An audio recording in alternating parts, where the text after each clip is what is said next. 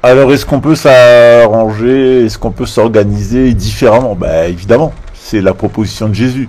La proposition de Jésus, c'est que les relations humaines soient basées sur l'amour, c'est-à-dire le devoir de nous aimer les uns les autres. Et quand on a ce devoir, on n'a plus besoin de droit, parce que les choses vont de soi, que quand le comportement est basé sur la moralité, eh bien, on n'a pas besoin de la loi juive, puisqu'elle a été abrogée. On n'a pas besoin du droit romain, puisque c'est une pure création des Édomites pour favoriser un État colonial, et on n'a certainement pas besoin du petit personnel républicain. Et chez ce petit personnel républicain, généralement, vous allez trouver du nomadisme dévié et de la sédentarité dégénérée. C'est-à-dire que vous allez retrouver de véritables petits tyrans qui ont un intérêt à se talmudiser, c'est-à-dire s'enjuiver. Et d'autre part, vous allez trouver toutes sortes de juifs apostats qui, eux, se sont détalmudisés, qui vont vous proposer tous les toxiques de la modernité, en commençant par le juridisme, dont je vous ai expliqué, et c'était mon travail à l'université, que c'est un pur produit d'imitation de la charia et du Talmud.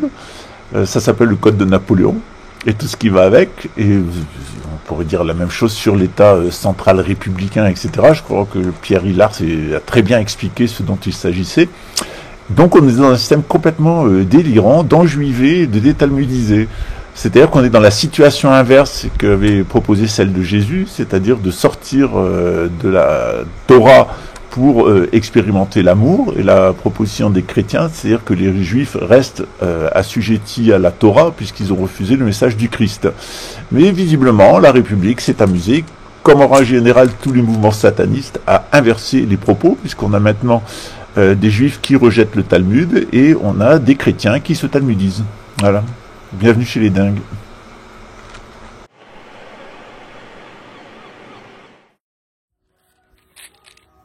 Bonjour les amis, j'espère que vous allez bien. Je suis Lama Kinzang. On va se retrouver dans quelques heures pour un live consacré à la question juridique.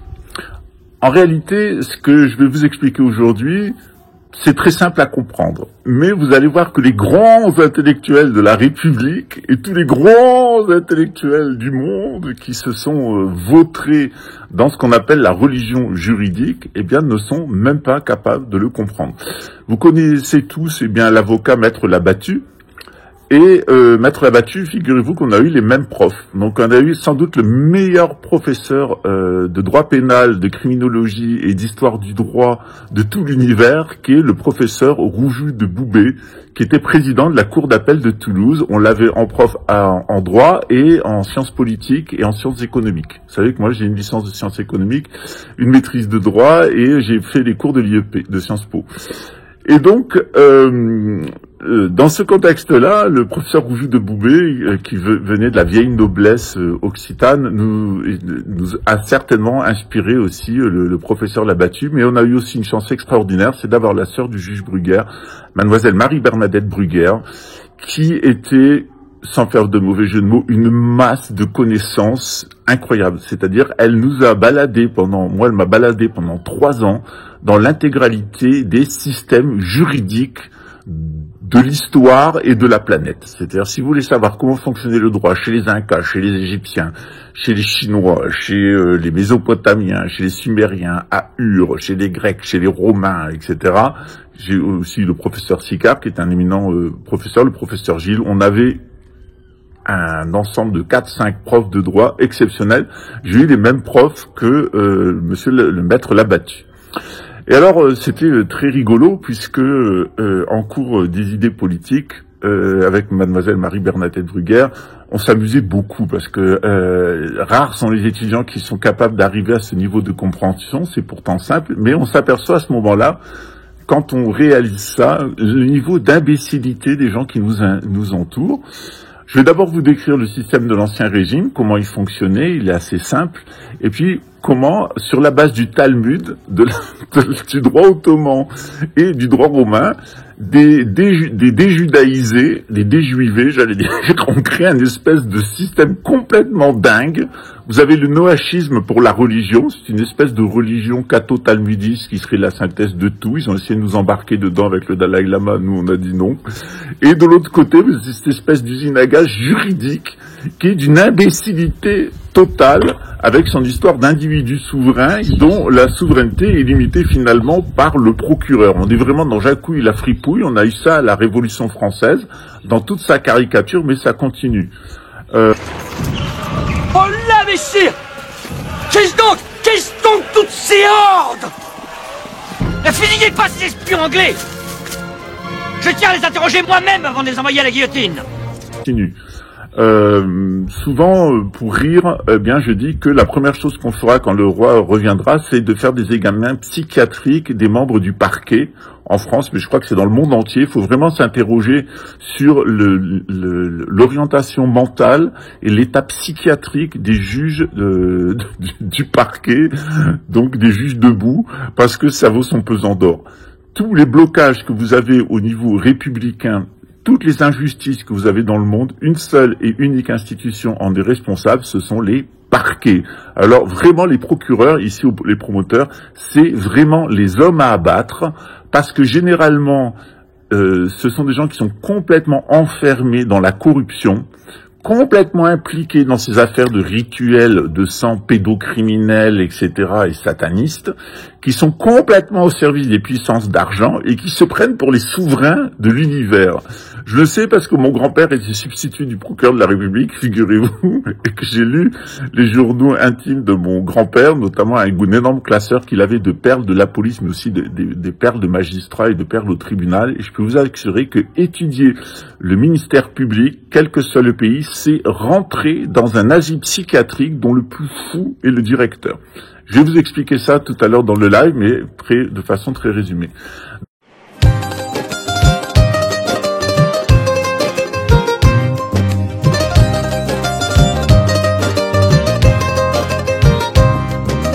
If you wanna run away with me and know a galaxy and I can take you for a ride. I had a premonition that we're falling into rhythm where the music don't stop for life. Glitter in the sky, glitter in my eyes, shining just way I like. If you feel like you need a little bit of company, you make me at the perfect time. Très résumé. Dans l'Ancien Régime, on a un tout autre système. On a un système qui est basé sur la manifestation sur Dieu et la manifestation du Christ et l'instruction de Saint Paul. Qu'est-ce que nous dit Saint Paul? Il n'y a plus de loi. La seule loi qui doit prévaloir, c'est la loi de l'amour. Saint Paul le dit dans la lettre de Saint Paul apôtre aux Romains, la loi juive est rendue caduque parce qu'elle n'a engendré que de la mort et de l'hypocrisie. Vous voulez trouver des criminels et vous voulez retrouver des haineux, et vous voulez retrouver des hypocrites, allez dans les ministères publics, c'en est rempli. J'ai plus d'indulgence pour les juges du fond parce qu'au moins, eux, ils essayent de comprendre les situations. Alors, l'Ancien Régime, il fonctionne sur l'au-delà. Évidemment, il fonctionne sur la religion. Jésus met fin à tous les rituels de sang et on recherche la paix et la fécondité.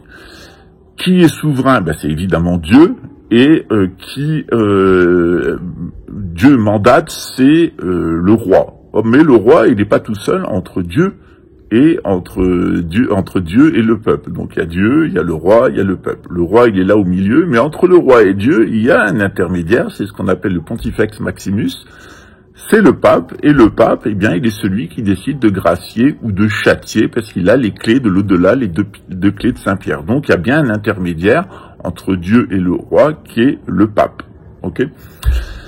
Dans le système moderne, eh bien, on a une parodie satanique de ça, où vous avez l'individu souverain qui se prend pour Dieu et qui va limiter d'une certaine façon, qui va limiter son pouvoir, eh bien, et qui est le mandataire de l'individu souverain, c'est le procureur de la République en général, les promoteurs de justice au Brésil. Et qui va jouer le rôle de pape? Ben, ce sont les avocats et ce sont les juges du fond.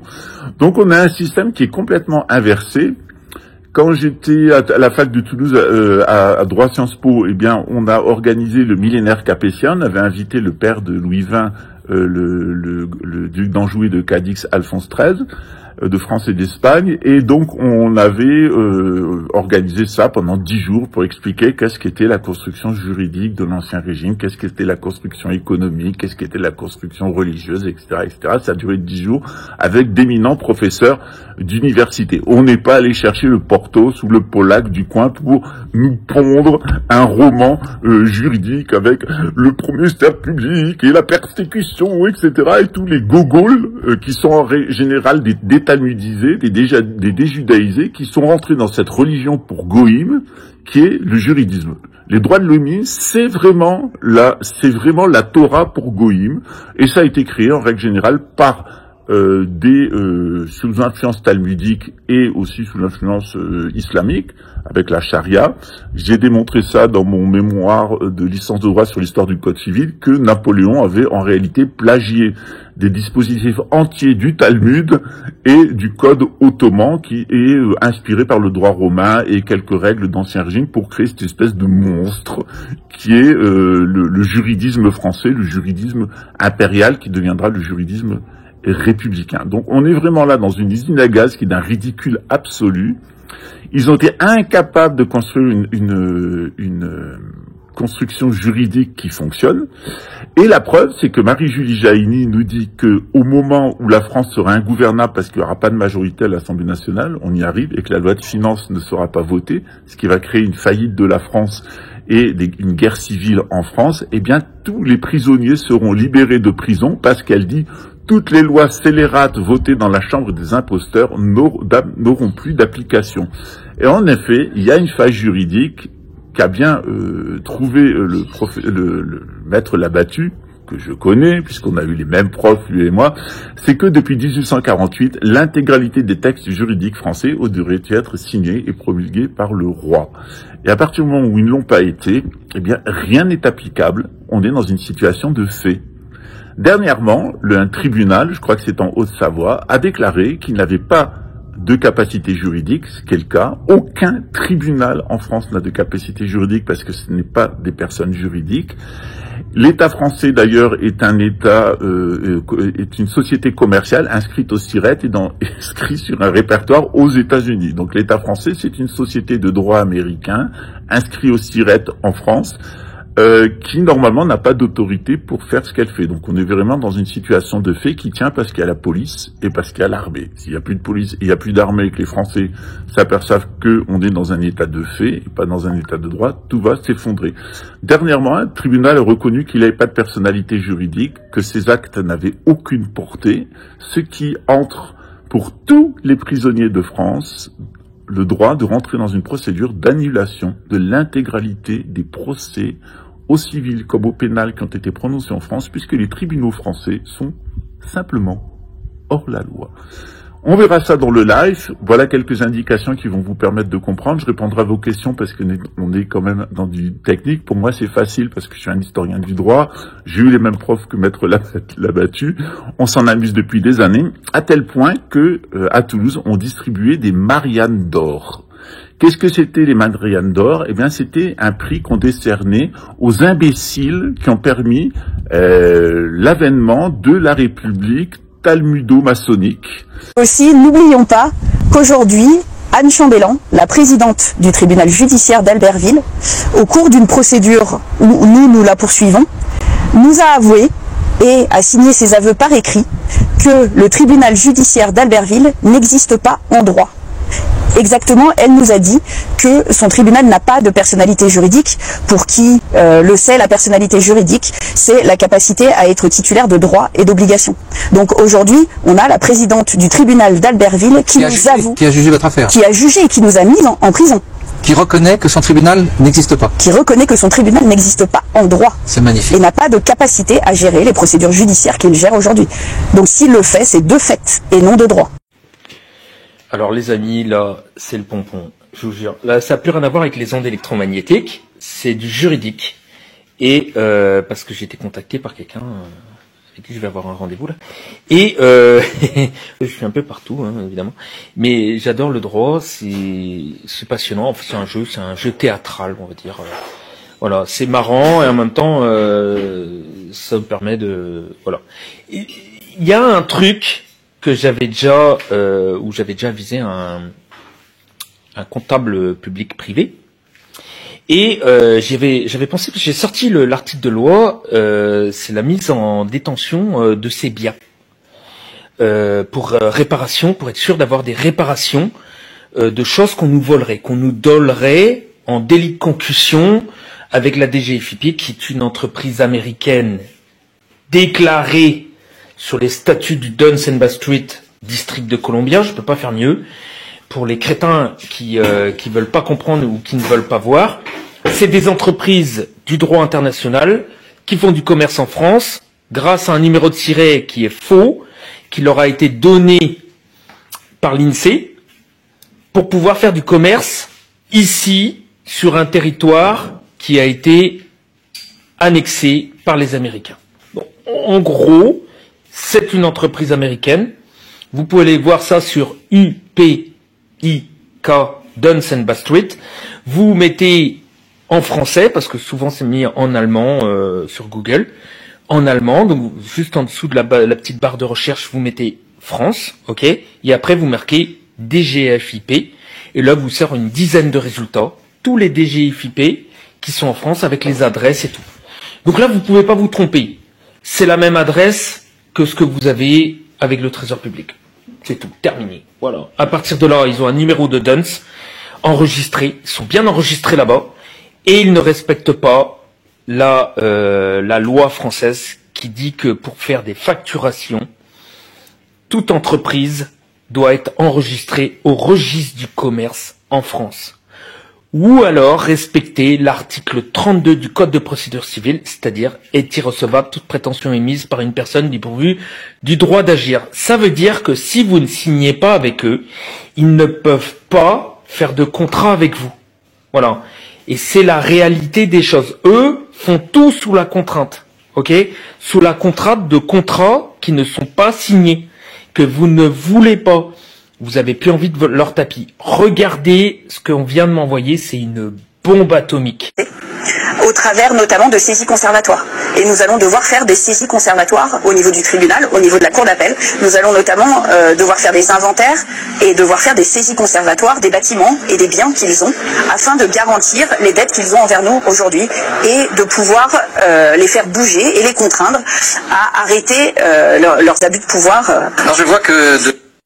Alors là, certains vont dire « Ah, les vétérinaires Moi, je sais que je suis menuisier, voilà, tout simplement, mais ça n'empêche pas l'intelligence. Ça n'empêche pas d'apprendre des choses, et très rapidement. Certains ont cette capacité. Donc, cette dame-là a une capacité à apprendre, et surtout est très intéressée. Du coup, son intellect fabrique mieux. Ok. Ce qui permet de pouvoir faire de bonnes actions, et ça, c'est une bombe. Mais ce qui vient après est encore meilleur. C'est que le juge qui est en question là, parce que les saisies conservatoires de ces biens propres, pour pouvoir compenser les saloperies qu'elle a fait ou qu'elle a jugées, c'est-à-dire qu'on les met directement en responsabilité sur leurs biens propres. Ça c'est énorme, c'est comme si on vous disait, si vous racontez des conneries sur quelqu'un en diffamation, on va les chercher sur vos maisons, sur vos plans d'épargne. Voyez, c'est ce qu'ils font avec nous. Donc ça, c'est bon, ça. Écoutez le reste. Par la force des choses, la vie m'a mise devant des événements qui m'ont contrainte à me former, à m'informer, à prendre connaissance, sachant que de toute façon toutes les informations sont accessibles au public. Et aussi, n'oublions pas qu'aujourd'hui, Anne Chambellan, la présidente du tribunal judiciaire d'Albertville, au cours d'une procédure où nous la poursuivons, nous a avoué et... Si à ce moment-là vous écoutez bien, parce que ça c'est jouissif, ok ? On vous dit depuis longtemps qu'ils n'ont pas de personnalité juridique parce qu'ils sont inscrits en Amérique et non affiliés au registre du commerce en France. Ils n'ont pas de numéro de siret qui est inscrit ici. Beaucoup vont dire oui mais c'est des trucs publics. Il y a peu de trucs publics, c'est fini. On a été annexé en 1944 et là effectif, il y a plus de public, c'est fini. C'est pour ça qu'ils tirent partout. Voilà. Regardez, écoutez ce qu'elle dit, c'est la vérité. Et partagez à tout le monde, l'URSSAF, la DGFiP, le gouvernement français, tous les trucs publics, communautés communes, mairies, tout ça c'est la même chose. C'est la même chose. Mettez ça dans vos crânes. A signé ses aveux par écrit que le tribunal judiciaire d'Albertville n'existe pas en droit. Exactement, elle nous a dit que son tribunal n'a pas de personnalité juridique. Pour qui le sait, la personnalité juridique, c'est la capacité à être titulaire de droits et d'obligations. Donc aujourd'hui, on a la présidente du... C'est pas bon ça? Oh putain. Et là, vous voyez, il y avait des gros alerteurs que je déteste pas, hein, parce que je les déteste pas, qui quand j'avais fait une vidéo sur l'URSSAF, m'avait un peu traité de gland. En gros, hein, ça veut dire ça. Mais ils ont pas voulu faire de vidéo parce que la réplique aurait été terrible. Et ils parlent très bien, font de super vidéos. Hein. Je pense à un là à qui ma vidéo qui avait fait je sais pas combien de millions de vues lui avait été transmise et il avait sorti son savoir là, et dont Zvodjik, si je dis bien le nom, avait fait une vidéo pour lui demander de faire une interaction et il l'avait refusé, il l'avait bloqué. Voilà, où le gars a un nom d'acteur de film, hein, Bronson, je crois, un truc comme ça. Il fait des super émissions, il fait des super trucs. Hein. Attention, hein. C'est pas, je le critique pas sur le reste. Hein. Vraiment, il fait le super bien son taf. Il est très précis, tout ça. Là-dessus, il n'a pas été. Voilà.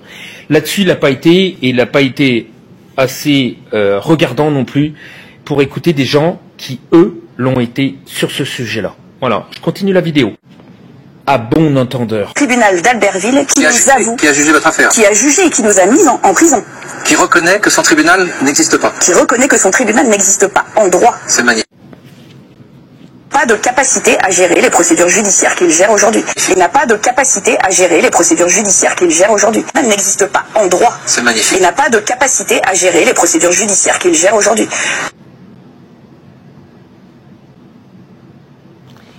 Donc s'il le fait, et elle le dit après, c'est de fait. De fait, qu'est-ce que ça veut dire? De fait, ça veut dire que c'est un gouvernement provisoire qui a annexé et qui administre la France. Un gouvernement militaire, de fait, comme en 39-45, avec Vichy, mais aussi avec le gouvernement d'Alger, et le gouvernement que De Gaulle, soi-disant, était président en 46. Ce qui est faux. C'était un gouvernement de fait. Ok? Et les procédures judiciaires qu'il gère aujourd'hui. Donc s'il le fait, c'est de fait et non de droit. Alors ce n'est pas neutre, merci, ça c'est clé quand même. Hein. Ouais. Je te remercie infiniment et donc je relance l'appel que tous ceux qui sont prêts à te soutenir, à t'aider dans ce combat, qui connaissent éventuellement les failles, qui peuvent renforcer la puissance que tu dégages et que tu mets en œuvre, vous êtes donc les bienvenus et vous rejoignez Claire. Merci. Eh bien, merci à toi Didier. Aussi. Je pense que tous les CNT de France, parce qu'il y en a quelques-uns, et deux CNT de Bretagne vont pouvoir prendre la mesure qu'on va pouvoir faire des actions nominatives en faisant des inventaires des biens et des placements de ces gens qui normalement devraient être des juges français, mais qui sont des juges américains. Et toute personne publique de l'entreprise publique ou de la société, eh ben, pourra être sous le coup de ça. Et leurs biens seront saisis, dispatchés, vendus, pour pouvoir redonner la valeur du vol, du dol et du délit de concussion qu'ils ont réalisé. Voilà ce que ça veut dire. Partagez, les amis. Une espèce de religion juridique avec une espèce d'usine à gaz. C'est la constitution de l'Union soviétique, vous avez le droit au bonheur, voilà. C'est du droit sans aucune portée, parce qu'en réalité, l'instrument clé de ce système-là, depuis la Révolution française, c'est le procureur de la République. c'est-à-dire et les préfets de police qui les appuient et les gens de l'état-major militaire. Mais surtout, au centre du dispositif, c'est le procureur de la République. Tout ce système ne tient qu'à cause de ces imposteurs juridiques et du fait que ces magistrats-là sont complètement vendus aux gens qui nous gouvernent, c'est-à-dire la City of London, avec ses charmants inspirateurs en galettes et guirlandes, et de l'autre côté, la petite bourgeoisie qui estime qu'il est grand temps pour elle de s'en foutre plein les poches, parce que le paradis, il est dans ce monde et pas dans l'au-delà. En tout cas, c'est sûr que pour eux, il n'y a pas de paradis dans l'au-delà, et qu'il vaut mieux qu'ils profitent de ce qu'ils ont ici, parce que ce qui les attend à la suite, c'est comme le gros pédophile du ministère public, assis sur ses déjections juridique. Il est content, hein, le mec, il a passé sa vie à produire de la déjection juridique talmudo-protestante, et ces gens-là sont dans une extase permanente qui n'a d'équivalent en réalité que leur déformité physique. Bienvenue chez les porcs.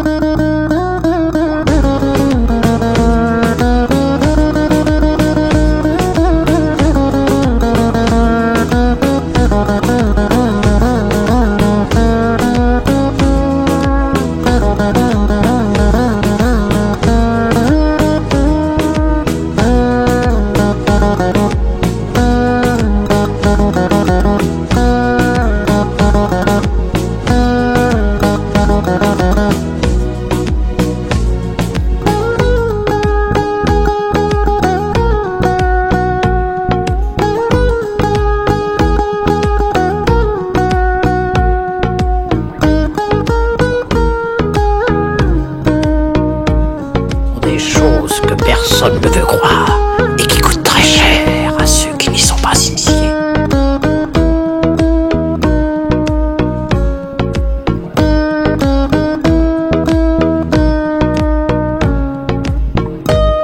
Te voilà prestement initié au secret de la pomme. En feras-tu bon usage?